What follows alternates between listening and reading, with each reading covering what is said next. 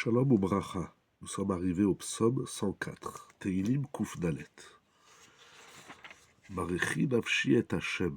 Hashem Elokai gadalta meod od ve'adar lavashta. Ce psaume, ce Mizmor Kuf Dalet, selon le Even Ezra, le Radak et le Ri Hayoun. Dans ce psaume, David Amelech, le roi David, nous parle de la création du monde, Maaseh Bereshit. C'est un chant, une louange adressée à Dieu sur la puissance de sa grandeur par laquelle il a créé le monde, le ciel et la terre et tout ce qu'il comporte. Par eux, par cette création du ciel, de la terre et de tout ce qu'il comporte, se dévoile la splendeur divine. Parce que, à travers eux, se dévoile la sagesse exceptionnelle, la chorma divine et l'ordre précis avec et par lequel Dieu a créé le monde. Donc c'est une louange où David Amelech chante et loue Akadosh Baruch Hu de sa grandeur, de sa splendeur, qui se dévoile par la manifestation divine à travers la création du monde. On voit la chorma divine, la sagesse divine, et l'ordre précis par lequel Dieu a créé le monde, l'univers et tout ce qu'il comporte.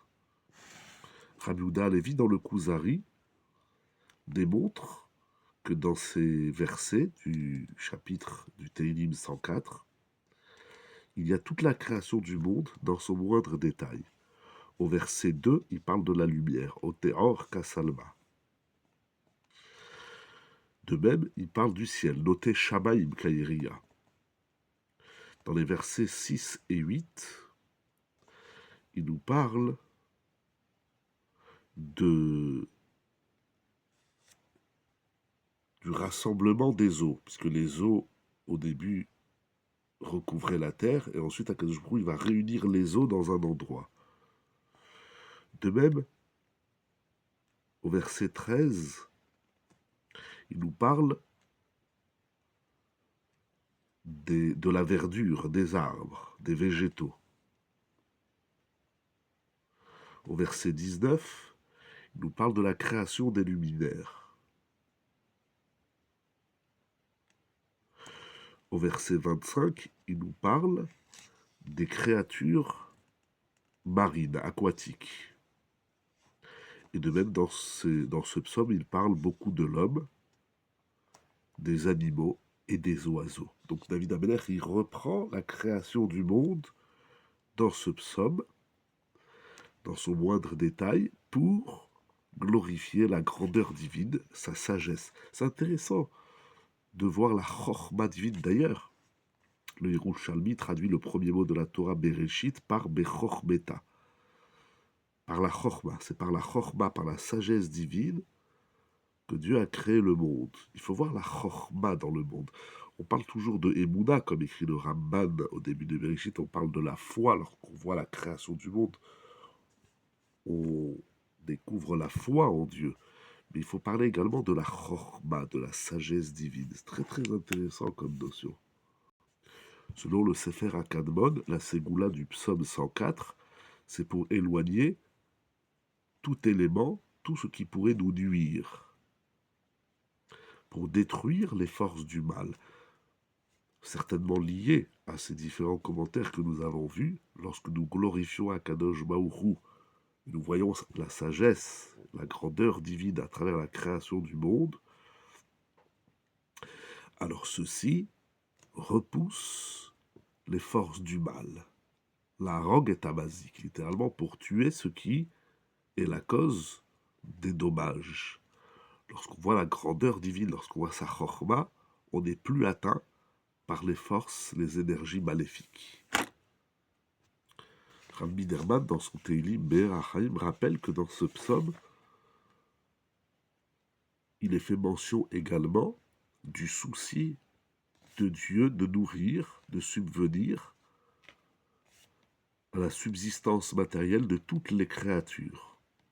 comme il est fait mention au verset 28, 27, 28. Kulam elechaye saberou de la tête orlam beito. Akadosh Baruch Hu nourrit les créatures. C'est intéressant, c'est pas seulement qu'Akadosh Baruch Hu, il a créé des créatures, après il les a laissées se débrouiller. Akadosh Baruch Hu se soucie de la subsistance matérielle de chaque créature, humaine, animale, végétale, etc. Le Maguide de Mezrich fait un constat intéressant, nous ramène Rav Widerman. David Ameller qui nous parle donc de la création du monde. Au milieu de son discours, au verset 24, puisque dans ce psaume il y a 35 versets, il s'exclame Marabou ma'asecha Hashem, kulam bechorma asita, balei haaretz kinanecha. Au milieu de son discours, il s'exclame. Il n'attend pas de finir son discours, de constater la chorma, la sagesse divine dans la création du monde. Mais au milieu de son discours, il s'arrête, il dit, mais regardez combien c'est magnifique. Il s'exclame au fur et à mesure dans les étapes de la création.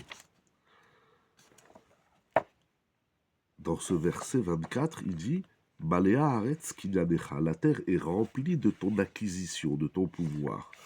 Là aussi, Rabbi Widerman ramène au nom du Maguide de Mezrich, qui disait que tout ce qui est de la terre, c'est-à-dire que tous les éléments qui constituent l'univers, sont remplis, Malea Haaretz Kinyanecha, la Artziyut, la terre, est remplie de Dieu. Ça veut dire qu'à travers chaque élément qui se trouve sur terre, on peut acquérir Dieu. C'est-à-dire quoi acquérir? Ça veut dire qu'on peut découvrir encore une nouvelle dimension de la sagesse divine. Également, des midotes de Dieu, son chesed, sa bonté, sa gratitude. Combien Kadosh Baruch Hu, il nous gratifie. Et enfin, Yehi Chevod Hashem Leolam au verset 31, que la gloire divine soit là pour toujours. Yehi Chevod Hashem Leolam. Qu'est-ce que ça veut dire? Il explique le bataïd.